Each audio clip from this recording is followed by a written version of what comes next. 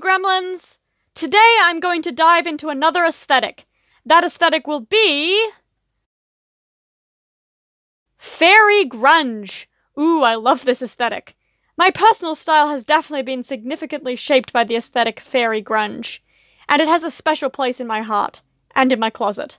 Fairy grunge is a blend of the aesthetic fairycore with more grunge, gothic, and goblincore themes. It's darker and grungier than vanilla fairycore, but still centered on fairies, nature, and magic. Fairy grunge was popularized on TikTok. Fairy grunge has a lot of visual elements that are also part of fairycore, although usually in earth tones rather than bright colors. Those visuals include forests and nature, mushrooms, fairies, and mythological creatures.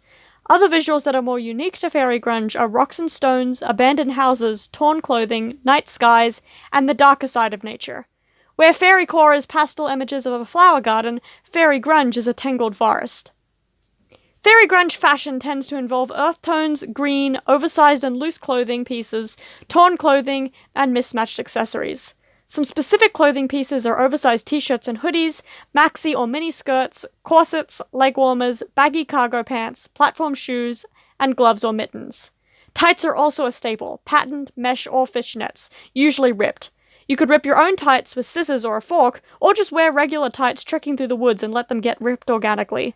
To add a bit more whimsy to a fairy grunge aesthetic, add some cosplay elf ears or homemade fairy wings. Fairy grunge fairy wings are often also ripped aesthetically, and are usually neutral toned, rather than the bright sparkly colours of fairycore wings.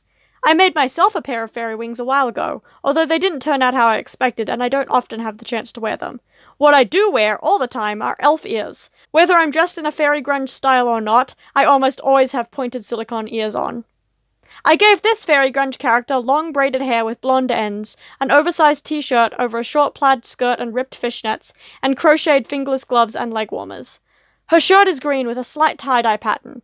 Online, I've seen people who soak clothing in bleach for a few minutes to get that mottled, worn look, and I was inspired by those results for this shirt. Originally, I was going to make this a graphic t-shirt, but decided to leave it undetailed, to not take away from the accessories layered on top of it.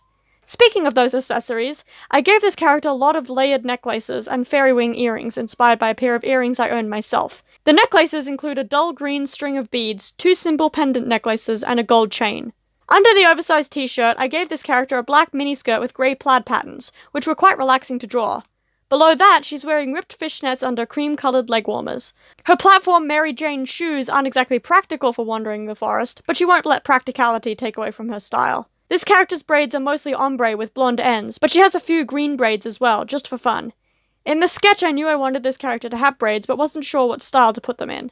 The style I landed on is a half-up, half-down style, but the part of the hair that is tied up isn't visible behind her head. I gave this character a cane, which she wrapped in a fake vine to decorate it. She uses the cane to help keep her balance and prevent pain flare-ups from her walks in the woods. She also has a brace on her elbow, also a way to minimize joint pain. Speaking of the woods, I had a lot of fun drawing the background of this image, putting more effort into it than I normally put into my aesthetic art backgrounds. She's balancing, with the help of her cane, on a fallen log in the woods, near a pebbly stream. Since I figured out how to draw reflective water in the video linked in the cards, I'm really enjoying drawing ponds or streams. I finished this image by shading the character, and adding a bit of light and shadow to the whole composition. I'm so happy with the result of this image. I had a lot of fun drawing it, and I really like how it looks. Fairy grunge is still one of my favorite aesthetics, which I think is a factor on how much I like this character. I hope you enjoyed it too. Until next time, bye!